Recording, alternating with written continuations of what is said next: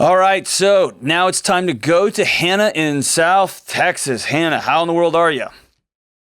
I'm doing well, Dr. John. How are you? I'm doing all right. So I hear from Kelly that you have a lot going on in your world. Just a bit. Whew, man. So I have heard secondhand, I don't know, I'm removed, but you and I have never spoken. And you know that you're part of a special episode today where I know enough or a little bit about some of the details that I called a friend of mine and a former mentor of mine, or a current mentor of mine, who's a renowned trauma psychologist who works with traumatized kids and with autistic kids. And so that seemed to fit your situation. So walk me through what happened. So my son is he's been diagnosed with high functioning autism and ADHD back in 2014. Okay. So he was about 6. We were my ex-husband and I were stationed overseas, and they didn't have the ability to diagnose him. So he was a little late on being diagnosed at about 6 or 6.5. Okay. And, you know, we were working through that. My ex-husband, his dad and I divorced. We separated in 2016, and the divorce was finalized in 2017. Okay. His dad moved back to his hometown, and I moved back to mine. So there was a few hours difference, but in terms of the commute. But he was a rock star. So he was not an ideal husband by any means, but he was a rock star dad. And we'd gotten to a point where we were back to being friends. His dad would call me if he needed some help or some suggestions or guidance or just a sounding board. And I would call him because I'm like, hey, this is what we're experiencing with JB. What are your thoughts on this? So y'all are co-parenting together. Yeah, absolutely. Awesome. Like I said, he was not an ideal husband, but he was a rock star dad. And, you know, our kiddo just worshipped to the ground. His dad could do no wrong, which is what kind of makes this even harder. Yeah. So do me a favor, would you? Take a big, deep breath and hold it for kind of 1, 2, and 3, okay? Take a deep breath. Hold it. 1, 2, 3, and let it out. Okay. All right. So bring us to last weekend. So I was at work. So I'd gotten his dad had called him. His normal routine was to call him at bedtime, and they talked for about 20 to 30 minutes. And JB came down. He's like, I get to see my dad. And I was like, oh, nice of your dad to let me know, but okay. And so the next day I was on the phone with one of my girlfriends kind of complaining about how he'd made plans with our son, but didn't check to clear if we had anything going on. And that afternoon at work, I got a call from, just to make things easier, my mother-in-law, so his dad's mom. And it was just like ripping a Band-Aid off. She's like, he's dead. And I was like, what do you mean? And I'm thinking it's a car accident or something's maybe happened at work. And she said that she'd just gotten off the phone with the detective, and he was dead. The girlfriend and her child were dead as well. They don't have all the details. There's an investigation, but the gun was closest to JB's dad. So I called. I've remarried, and I called my husband, who is a police officer, and he was on shift, and I said, I just got this call. I don't know what to do. And he said, I'm getting off a shift at this. So I avoided going home. Like I needed to get all of process it and try and figure it out. my husband came home, and I was like, I'm still not ready. Can you take him out for burgers? Yep. Just give me time. And the whole time they were gone, I was Googling, how do you tell your son, that his dad's dead or whatever. Oh man, yeah. And were you alone at this time? No, my boss, I called my boss, and my boss was like, you're not driving. I'm coming back, and I'm going to take you home. My mom came to my house, so she was with me. And it was still kind of one of those, everything's in shock. Right. And I remembered a few weeks back, I'd listened to an episode where you had said, get below the child's eye level, which isn't hard because my kid towers over me anyway. But I had him sit on the couch, and I got on the floor, and I said, I talked to your grandma today, and your dad's dead. And he was just like, what? No. And I was like, and I'm just sitting there, and I'm choking up and holding back tears. I thought that I've had all afternoon to rehearse this. I've got this down. This is going to be fine. I can be clinical about it. And it didn't work. Yeah. The minute he started saying no, I broke down. Can I interrupt real quick? Yeah. I'm so glad it wasn't clinical. Yeah. A great gift you gave yourself and your son was a shared moment of humanity. And sometimes as parents, we want to make that Band-Aid, we want to tear that thing off perfect in one rip. And man, grief isn't like a Band-Aid, right? And so I'm actually relieved that happened that way, and that y'all got to share that. However awful and horrible, that moment will become a stake in the ground for both of y'all to heal together. And so I'm glad that happened that way. So you broke down, and I broke down. JB started asking questions. By this point, there had been articles, coming out, and I was starting to get messages and phone calls, and I just said, we don't know. It was an accident. That's all I could. I don't want to be the one to take that hero worship away from him. And I, unfortunately, we were good with it's an accident. And then one of the ways that JB kind of self-soothes is he plays music and sings along to the lyrics. So he had my phone, and he was doing, I guess, karaoke, pacing and stimming in the backyard. And my mother, God bless her, sent an article that said, confirms, see, sorry. And so, of course, when you post a link, it kind of gives a little blurb, and the headline was that. And so, he comes in, and he's like, I thought you said this. How did it happen? What? And I was like, I don't have details, buddy. That article, I don't know what Grandma's sending, and so I'm now trying to trap between a rock and a hard place of, I've never lied to our son. I've been, so long as age appropriate conversations go, I've been very forthcoming and everything, but now I'm just like, what do I do?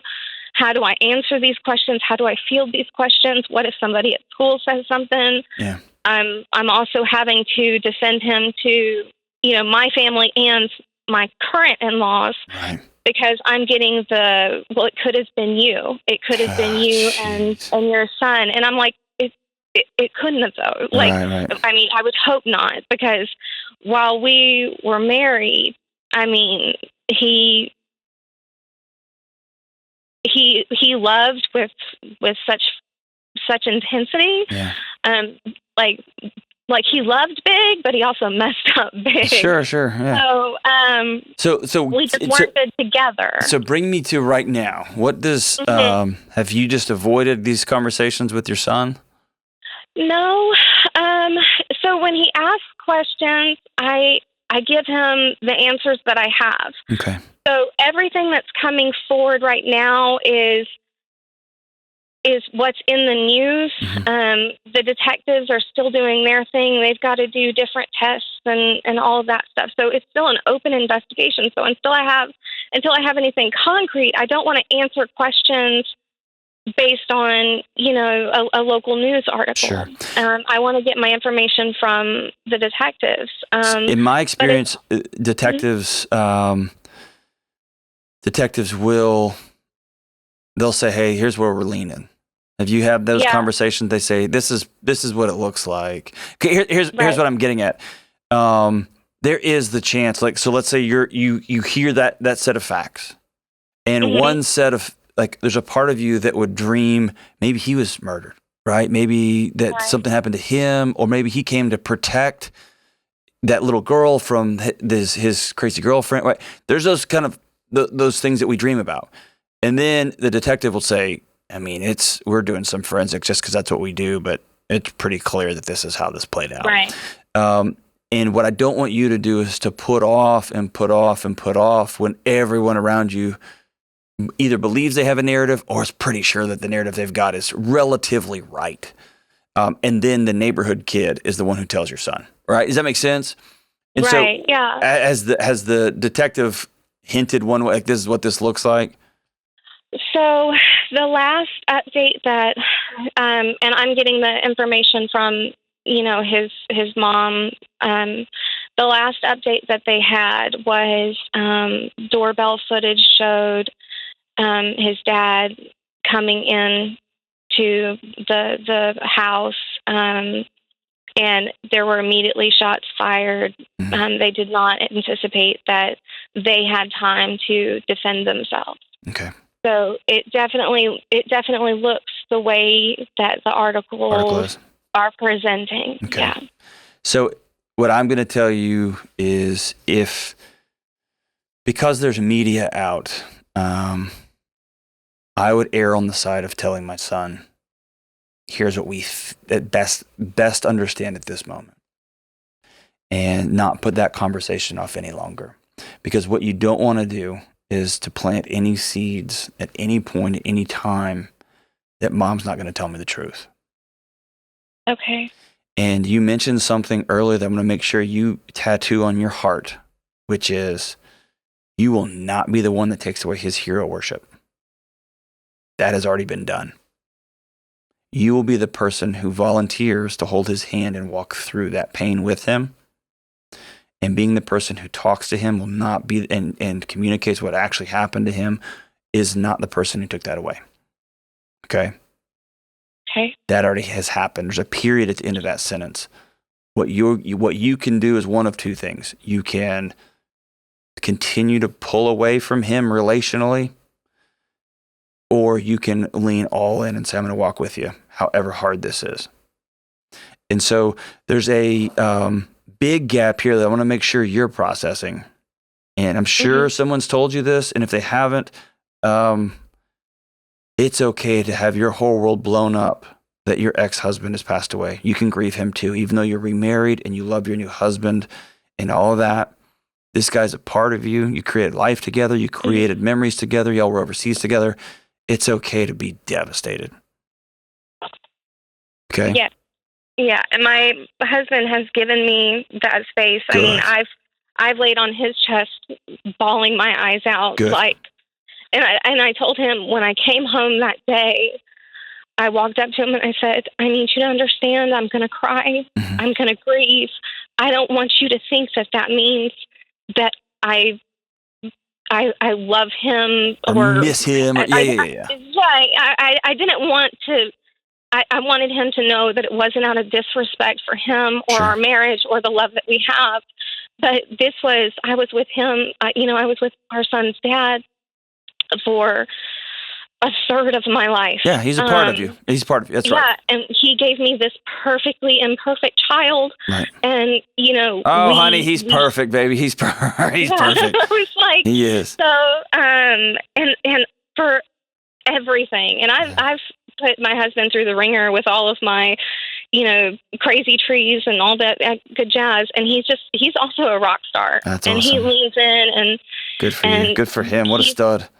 He went through, I had a box of memories and keepsakes from my marriage that were all of the photos, family photos and whatnot, and letters from his dad from when he was deployed, and in all the different trainings and whatnot that he'd written to JB that I kept to make sure that he would have those. And when he turned 18, I was going to say, here you go. Or when he was old enough to really understand them, I was going to hand them over.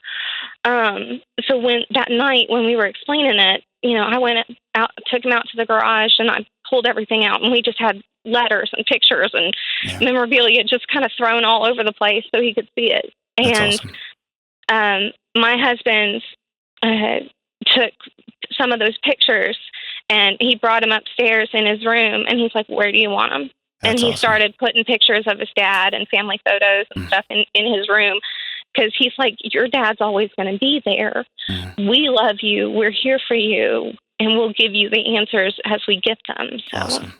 Wow, you're in a pretty remarkable place. And so, and as a part of this call, I think Kelly let you know I met with a mentor of mine, like I said, who's an expert in this. And so you'll be able to go back, and we'll send you a recording of his recommendations.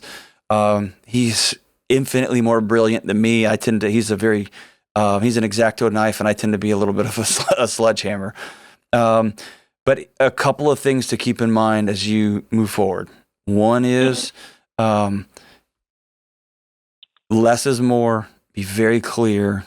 Your daddy died, and he died by suicide. Best we know is your daddy died by suicide.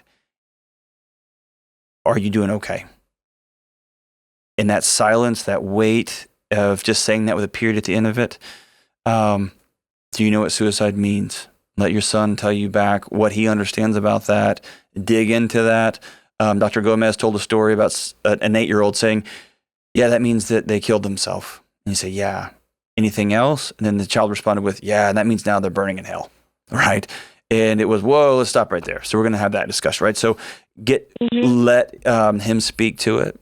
And you also know the things that your son uses. So it may be that you're going to play some music, the music that soothes him.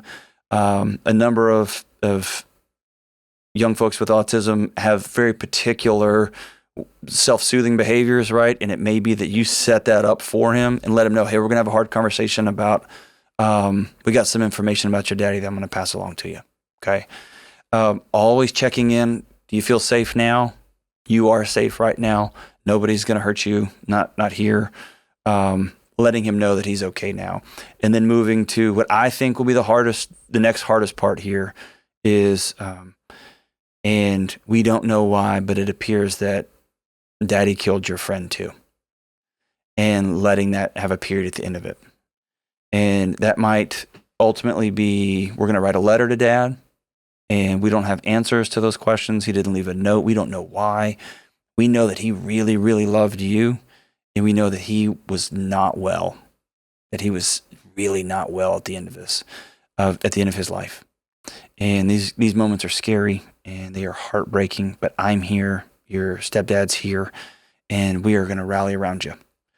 And this will be a really difficult season for your family, but I want your son to see you hurting too, because that's going to make him feel less crazy.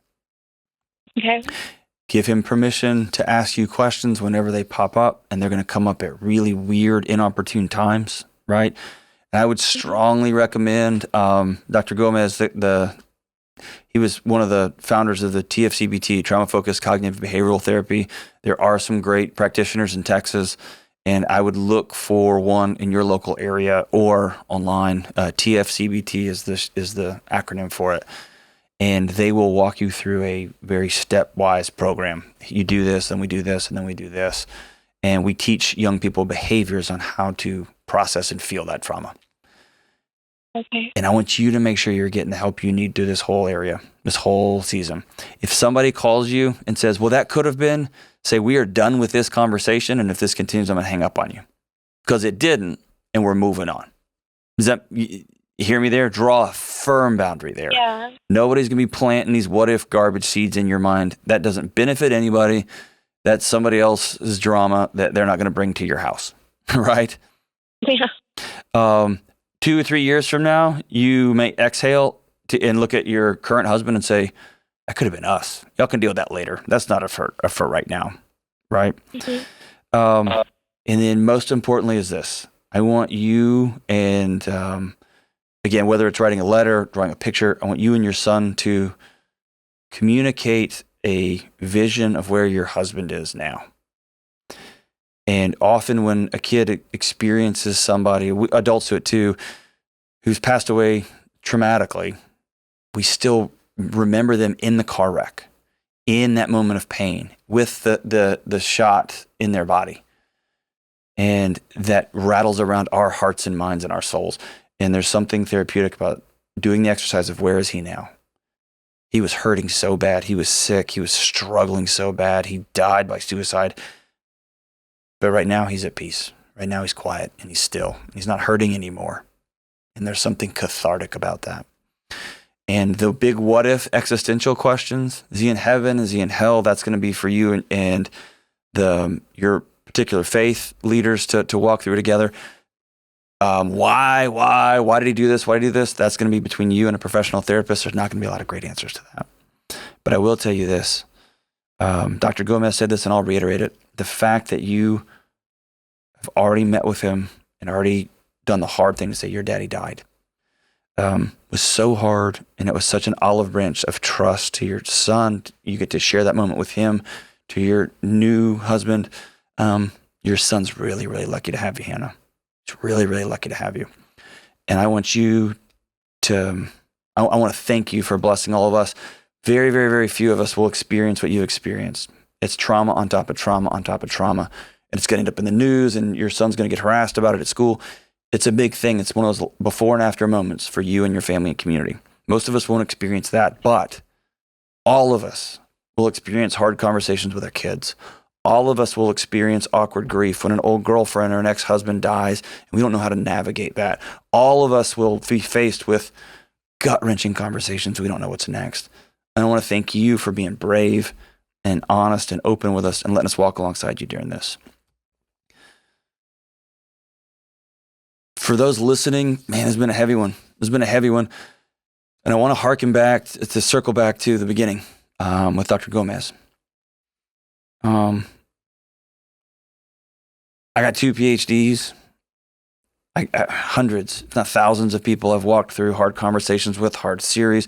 I've done these death notifications. I've gone into a house, into houses similar to what Hannah's ex-husband was involved with. I mean, I've been there. And even then, when you're dealing with the pain or the hurt or the discomfort or strong emotion of somebody else, I want to make sure I'm right. I want to make sure that I've crossed all my T's and dotted all my I's.